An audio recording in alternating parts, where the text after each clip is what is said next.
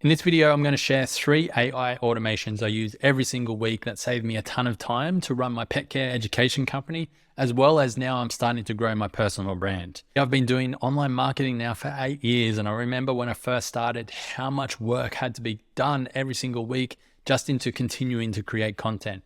Now we have these amazing AI tools and workflows that we can automate in order to do so much of that work for us. Let's dive in. So the first one that I use quite a lot is for a newsletter. So I have a newsletter, and you can go to my website, mitchasser.com, in order to sign up and get that newsletter. It is for more advanced business owners and more advanced content. So if you do like that, then make sure you sign up. But writing this weekly newsletter is something that I try and put a lot of effort into, and effort in many ways. Firstly, I want to make sure that the content is always super valuable. So I have an automation here in my content repurposing system. So if you do want to learn more about this, then make sure you're signed up to the newsletter. There'll also be a playlist in the description below where you can see this entire dashboard. But what I've created is a way for me to track, to make sure that I'm writing to the type of format that I like. And the reason why following a certain structure or a certain framework or format is important is so that you can test and iterate your different topics that you're creating and take away as many variables as possible. As you get more experienced in marketing, you realize that so much of it is just testing and iterating, meaning finding what works and making it better and better until hopefully you get some content going viral and it starts to grow your brand for you organically so you don't have to rely on ads. Even if you're testing with ads, you still need to iterate anyway.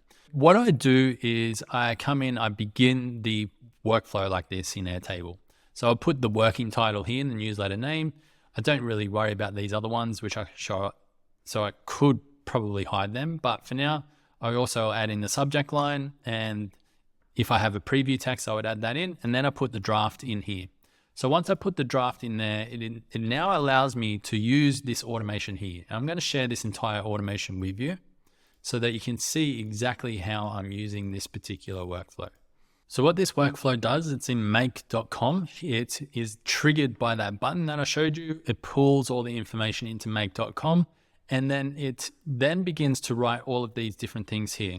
So the first one is subject lines. I trained it on a blog post that I found online that I really liked and just took in some of the parts of the blog post that I thought was relevant, and I trained that in the system data. So I'm giving the system some more context besides the actual prompt that I want to use.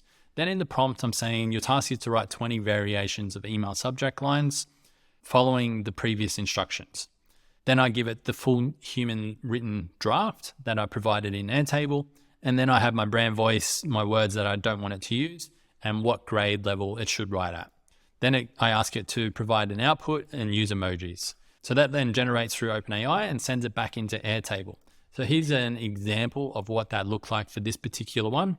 It's got 20 different subject lines here, and I can go through and I can maybe mix and match them, or I can find one that I like, or it gives me an idea or somewhere to start to improve upon the headline itself if I don't actually like it. The second part here is I actually ask ChatGPT to follow a storytelling framework and see if my writing actually follows that framework as well. So I actually learned this from Frank Kern many years ago, and I got reminded by Ollie Richards recently of this particular framework. And I was like, yeah, that would help me. So it follows the point, story, metaphor, summary method. And I give the AI what all of those things mean, and then I ask it to provide a report to see if my content follows that. Now, the funny thing is it says that my content does never strictly follow the framework. So I'm not sure I'll ever write one that will. But it does then give me a few different ideas of how I could improve. And I don't implement all the ideas, but some of the ideas are valid, and I do implement them when I need to. The next part of it is I ask it to pull out the main point of the article. And the reason why I was doing this is because I was actually using this information to then generate a thumbnail. And I wanted to check that the AI had the right context first and the right point before it actually sent the next step or sent that particular point into the prompt for the thumbnail. So that's why I generated it here rather than having it in the one prompt into the thumbnail itself. So that is then generated, and then I've got the thumbnail prompt here, but we can also regenerate that again if we need to. So that's basically how that automation works. And then it provides all of that into there, and I come in and do my second final human edited version here, and I can then have a few other automations that I create as well, which you can check out in the playlist below. So that's the newsletter AI automation that I use each week. The second one that I use each week, in fact, multiple times each week, is for YouTube videos. So it works in quite a similar way, where we come into this YouTube tab here, and this is where I then put all of my YouTube ideas. So this one you may have seen, which is Airtable AI versus OpenAI API and Claude API. So I put in my working title here. And if I want to focus on any SEO keywords, I put that in there as well. If I want to add in extra affiliate links, I put them here. And then I put the YouTube transcript into here. This will then allow me to trigger this particular make.com automation. So this particular automation works in a very similar way, which is that button triggers a webhook, pulls in the information from Airtable into the automation that we can use. Now it generates YouTube titles. So again, we've given it the YouTube working title, the transcript, our brand voice. Then we're asking it to provide 5 titles that capture attention, or clickbaity titles, and then 5 titles that are more SEO focused. We also have a few extra instructions like create a sense of urgency, resist the temptation to use clickbait headlines, keep your title under 60 characters, should have that as a full stop, use proven headline frameworks, stick to how-to titles for educational content, create listicle style titles as well.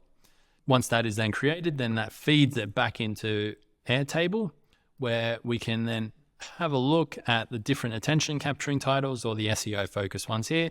And often this is where I'll mix and match those particular titles as well.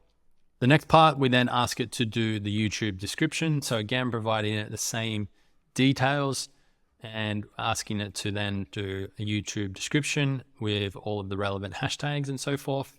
And then the same for timestamps.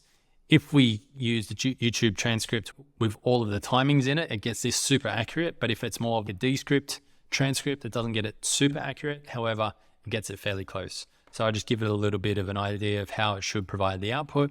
And then it provides the different timestamps and then the thumbnails. So on the thumbnails, we typically write a few words, and I've trained it on the thumbnails of the Diary of a CEO podcast because I see how much testing they do.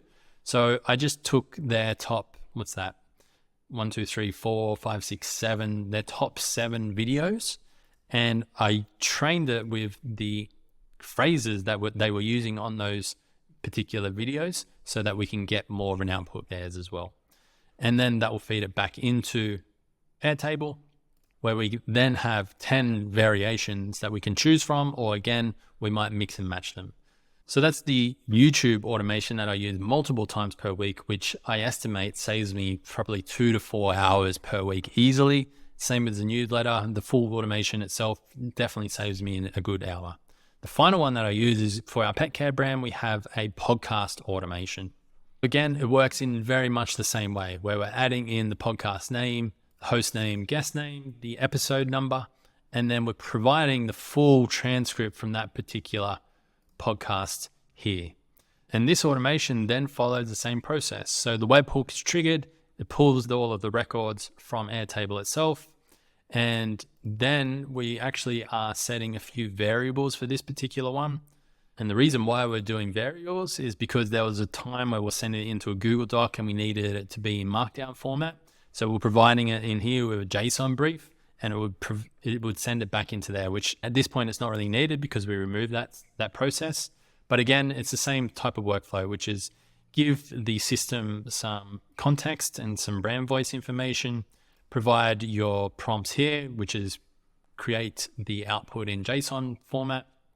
And then I give it the actual prompt here, which is create introduction, top 3 key takeaways, and a conclusion. And then we have a second one for resource notes. So we ask it to find any resources and stuff like that, and it'll add it into there. And then we send it back into Airtable again, where we now have the summary outline. So it's got the introduction, the 3 key takeaway points, the timestamps, the quotes, and the notable resources. So all of that is then added in there, and we do our human version here. So because we do a podcast each week, again, that's probably taking that particular process down from 2 hours down to maybe 15 minutes. So they are just 3 AI automations that save me and my team a ton of time each week, but that's only really scratching the surface. I'm about to dive into more advanced versions of this for workshops, for summits, for masterclasses. If you do want to see that, make sure you subscribe, and I'll see you in the next video.